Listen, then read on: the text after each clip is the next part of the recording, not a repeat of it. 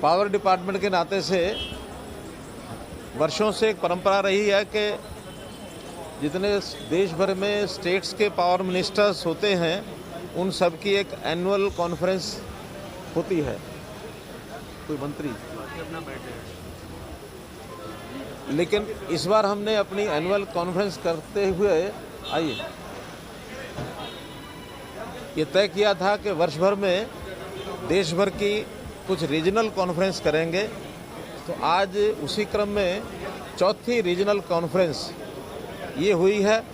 इससे पहले सिक्किम में हुई थी, मुंबई में हुई, बेंगलोर में हुई और आज ये चौथी कॉन्फ्रेंस नॉर्थ वेस्ट की ये जो कॉन्फ्रेंस है 10 राज्यों ने इसमें अपनी उपस्थिति कराई है, जिसके अंदर हरियाणा, पंजाब, चंडीगढ़, राजस्थान, दिल्ली, उत्तर प्रदेश, उत्तराखंड, हिमाचल प्रदेश, जम्मू कश्मीर, लद्दाख, इन सब प्रदेशों के प्रतिनिधि, कई प्रदेशों के केवल अधिकारी आए थे, कुछ प्रदेशों के हमारे मंत्री भी थे, जैसे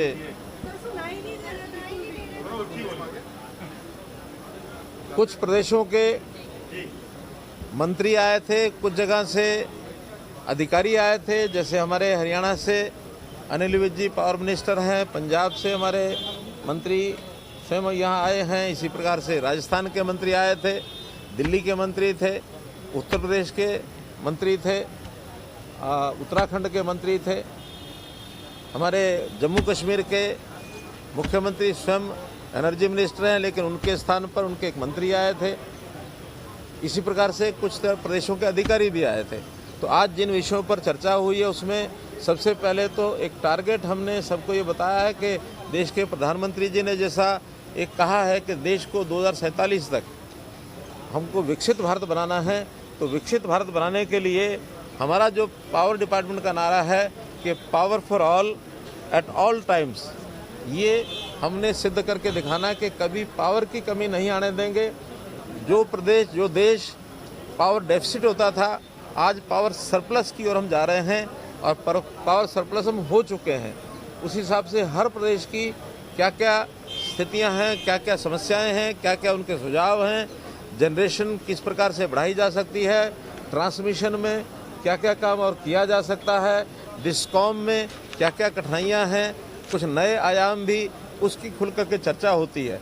लगभग 6 घंटे की इस मीटिंग में हर विषय की बारीकी से चर्चा हुई और मुख्य रूप से जिसके अंदर ये तय किया गया कि हम आने वाले 2025 अगस्त तक पहला विषय तय किया है कि जो प्रीपेड स्मार्ट मीटर्स हैं, सभी government offices, government employees, government colonies, इन सब में 31 अगस्त तक प्रीपेड मीटर लगा दिए जाएंगे, ताकि पहले पेमेंट करो, जैसा हम टेलीफोन के विषय में करते हैं, बाद में आपको सेवा मिलेगी।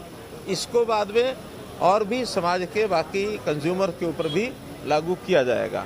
और मैं समझता हूँ इसमें जो हमारे कमर्शियल, इंडस्ट्रियल और हाई लोड कंज्यूमर्स हैं, सेकंड फेज़ में उनको लिया जाएगा, उसके बाद बाकी और मीटर्स को लिया जाएगा।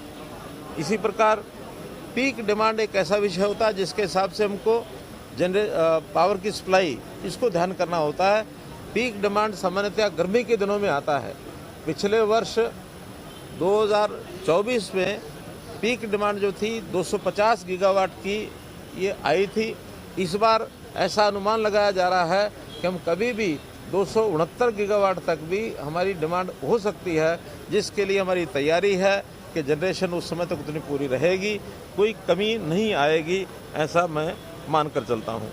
हमारे यहाँ इंटर स्टेट ट्रांसमिशन सिस्टम, क्योंकि स्टेट्स को अपना जो ट्रांसमिशन सिस्टम बनाना होता है उसको किस प्रकार से और मजबूत किया जाए, और उसमें भी टैरिफ बेस्ड कम्पिटिटिव बिडिंग के ऊपर और इस सिस्टम को लाया जाए, ताकि एक उचित दाम के ऊपर और ट्रांसमिशन लाइंस प्राइवेट जो पार्टनर्स हैं हमारे, वो भी इसमें आ सके और इसी आधार पर कंपटीशन में स्टेट्स और प्राइवेट पार्टनर्स पीपीपी के मॉडल के ऊपर और इस ट्रांसमिशन लाइन में आ सकें, इसके ऊपर हम ध्यान कर रहे हैं। जहाँ तक इंफ्रास्ट्रक्चर की कुल मिलाकर इन्वेस्टमेंट का विषय है, इन्वेस्टमेंट सारे देश भर में 2032 तक ऐसा अनुमान है कि 45 लाख करोड़ रुपए की इन्वेस्टमेंट होने वाली है। बड़े इन्वेस्टमेंट का विषय है। प्रदेश भी अपने पास से इन्वेस्टमेंट करें।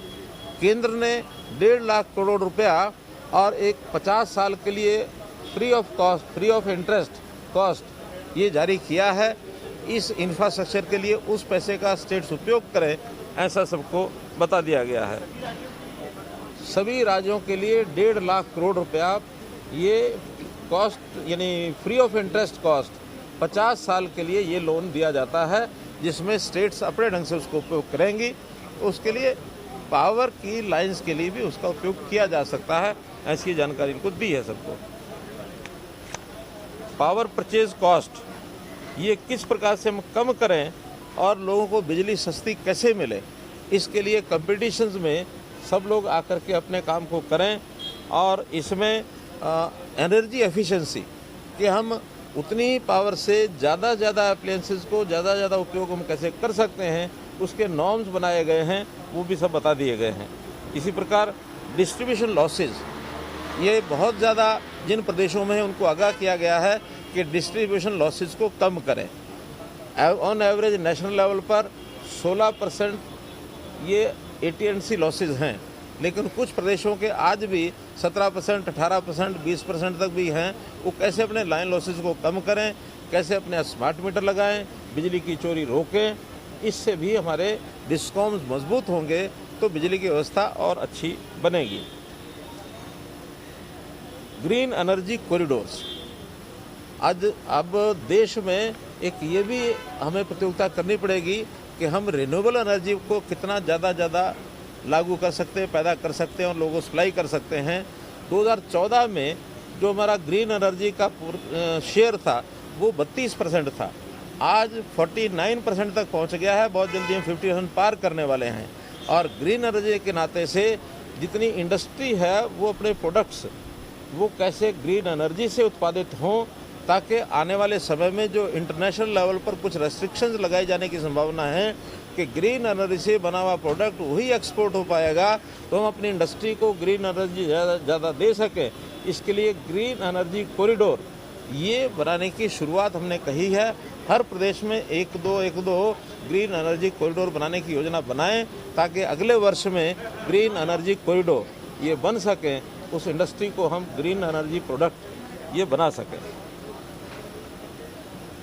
इसी प्रकार से ऑपरेशनल एफिशिएंसी को बढ़ाने के लिए और डिस्कॉम की फाइनेंशियल वायबिलिटी को बढ़ाने के लिए जो हमारे AT&C लॉसेज हैं उनको कम करने के लिए RDSS जो एक प्रोग्राम हमारा है उसके माध्यम से अधिक सहायता ये दी जा सके। उसमें बहुत से प्रोजेक्ट्स का डिमांड हमारे पास आई है, सुझाव भी आए हैं, उसके हम पॉजिटिवली विचार करेंगे। हम इन सब प्रायोरिटीज़ को ध्यान करते हुए ये अश्योर करते हैं कि अब आने वाले समय में हम अपनी आवश्यकताएं तो पूरी करेंगे ही करेंगे, हम पावर की आवश्यकता पड़ने पर दूसरे देशों को, जो हमारे पड़ोस के देश हैं, उनको भी अगर बिजली की आवश्यकता होगी तो हम उनको एक्सपोर्ट करने की स्थिति में भी होंगे। आज इस समय भूटान, म्यांमार, बांग्लादेश और श्रीलंका तो अभी होना है, बाकी 3 देशों में एक्सपोर्ट कर रहे हैं। नेपाल ऐसा प्रदेश है जिससे हम इंपोर्ट भी करते हैं, एक्सपोर्ट भी करते हैं। अब आगे चलकर UAE, इनके साथ भी हमारा समझौता हुआ है, करार हुआ है। एक अंडर द सी केबल, इसका एक MOU हुआ है जो 2000 किलोमीटर की एक समुद्र के अंदर एक ट्रांसमिशन लाइन ये बिछाई जाएगी। 30,000 करोड़ रुपए का उस पर खर्च आएगा। ये अभी पाइपलाइन में है इस विषय को, और मैं समझता हूँ इसकी सफलता मिलने के बाद हम इंटरनेशनल लेवल पर एक बड़ा कदम पावर सप्लाई का जो टू एंड फ्रो इंपोर्ट भी कर सकते हैं, एक्सपोर्ट भी कर सकते हैं, इस लाइन पर भी हम काम कर रहे हैं। कुल मिलाकर के पिछले 1 वर्ष में पावर डिपार्टमेंट में पर्याप्त काम हुए हैं। आगे आने वाले समय में भी पावर डिपार्टमेंट की ओर से हम देश की जनता को भी, एडमिनिस्ट्रेशन को भी, सबको विश्वास दिलाते हैं कि इस डिपार्टमेंट के माध्यम से जो ऊर्जा की हमारी आवश्यकता, देश को विकसित भारत बनाने के लिए हमारा ट्रेड बढ़े, हमारी इंडस्ट्री बढ़े, हमारे पावर की जो आवश्यकता है, चाहे वो कंज्यूमर के लिए किसी भी रूप में आवश्यकता, उसको हम पूरा करें।